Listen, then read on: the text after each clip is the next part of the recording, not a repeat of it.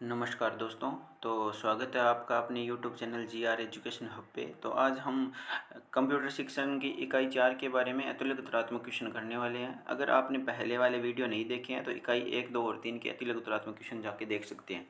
तो आज का हमारा पहला क्वेश्चन है, इंटरनेट का संचार में उपयोग बताइए। तो इंटरनेट का संचार में क्या उपयोग है? इंटरनेट का प्रयोग हम अपने से दूर रह रहे लोगों से संचार करने के लिए काफ़ी आसानी से कर सकते हैं। इंटरनेट के आने से पहले ये काम काफ़ी मुश्किल हुआ करता था, लेकिन इंटरनेट ने हमारी लाइफ आसान बना दी है।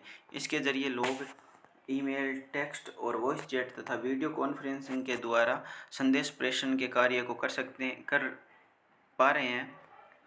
वर्तमान में इंस्टेंटिंग मैसेजिंग और सोशल मीडिया इंटरनेट के द्वारा कम्युनिकेशन के कुछ उदाहरणों में से एक है।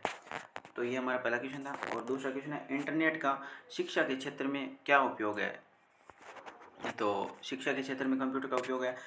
वर्तमान परिदृश्य में शिक्षा क्षेत्र में इंटरनेट बहुत उपयोगी उभर कर आया है। ऑनलाइन लर्निंग प्लेटफॉर्म विकसित हो रही है। साथ ही विकिपीडिया जैसी वेबसाइट के जरिए ओपन एजुकेशन रिसोर्स विकसित हो रहे हैं।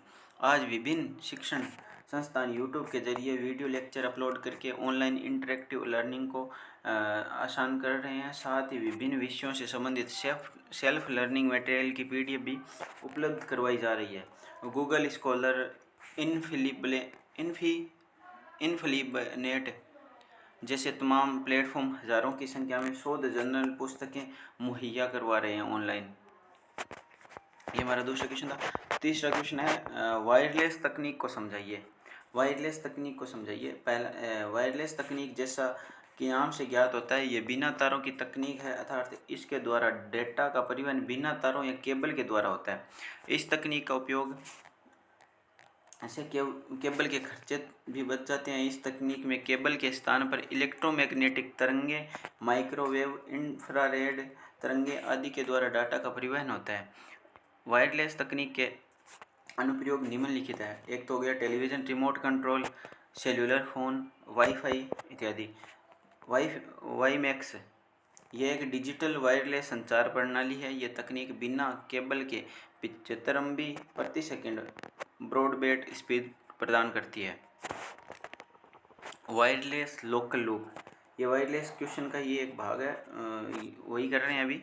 ये एक वायरलेस संचार प्रणाली है जिसमें उपभोक्ता नेटवर्क से रेडियो आवृत्ति के प्रयोग से जुड़ते हैं। ये बेहतर आवाज़ और उच्च गति डेटा क्षमता प्रदान करता है। जिस स्थान पर हैंडलाइन टेलीफोन कनेक्शन का प्रावधान संभव नहीं है, वहाँ वायरलेस लोकल लूप तकनीक प्रभावी होता है।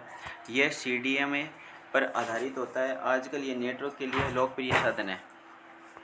हमारा चौथा क्वेश्चन है, नेटवर्क क्या है? नेटवर्क आपस में जुड़े हुए एक दूसरे से जुड़े हुए कंप्यूटर का एक समूह है जो एक दूसरे से संचार स्थापित करने, संसाधनों का साझा इस्तेमाल करने में सक्षम होते हैं, जैसे प्रिंटर आदि। किसी भी नेटवर्क को स्थापित करने के लिए प्रेषक, प्राप्तकर्ता, माध्यम तथा प्रोटोकॉल की आवश्यकता होती है। विश्व का प्रथम कंप्यूटर नेटवर्क अब ARPANET है, जो अमेरिका ने बनाया था। और पांचवा क्वेश्चन है, नेटवर्क के प्रकार बताइए। नेटवर्क के प्रकार इसमें कितने दे रखे हैं? 3 प्रकार दे रखे हैं। पहला हो गया लोकल एरिया नेटवर्क, दूसरा हो गया वाइड एरिया नेटवर्क और तीसरा हो गया मेट्रोपॉलिटन एरिया नेटवर्क।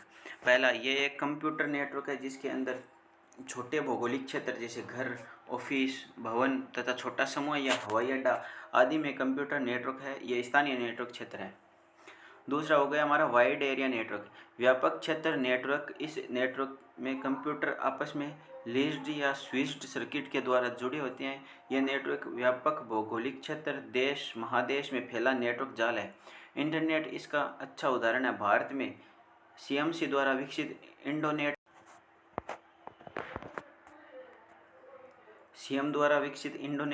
इंडोनेट वैन का उदाहरण है। ATM इसका उदाहरण है। तीसरा हो गया मेट्रोपॉलिटन एरिया नेटवर्क, मेन, जिसका शॉर्ट फॉर्म होता है। 2 या 2 से अधिक लोकल एरिया नेटवर्क को जोड़ता है। यह शहर की सीमाओं के भीतर स्थित कंप्यूटरों का एक नेटवर्क है। राउटर, स्विच और हॉब्स मिलकर एक मेन का निर्माण करते हैं। छठा क्वेश्चन हमारा, ईमेल के लाभ बताने हैं। पहला ईमेल का लाभ हो गया, ईमेल द्वारा हम बहुत कम समय में संदेश देश विदेश तक पहुंचा सकते हैं। दूसरा हो गया, ईमेल डाक व टेलीविज़न की बजाय बहुत सस्ता साधन है। तीसरा हो गया, ईमेल किसी भी दिन कहीं से भी कर सकते हैं। चौथा हो गया, ईमेल सुविधा निःशुल्क इंटरनेट पर उपलब्ध है। पाँचवा हो गया, संदेश के साथ हम फोटो को भी भेज सकते हैं। और छठा हो गया, हम एक संदेश बिना दोबारा लिखे कई जगह भेज सकते हैं और एक साथ कई लोगों को भी भेज सकते हैं। ये भी एक ईमेल का लाभ है। तो ये हो गया हमारे अतिरिक्त उत्तरात्मक क्वेश्चन यूनिट 4 के।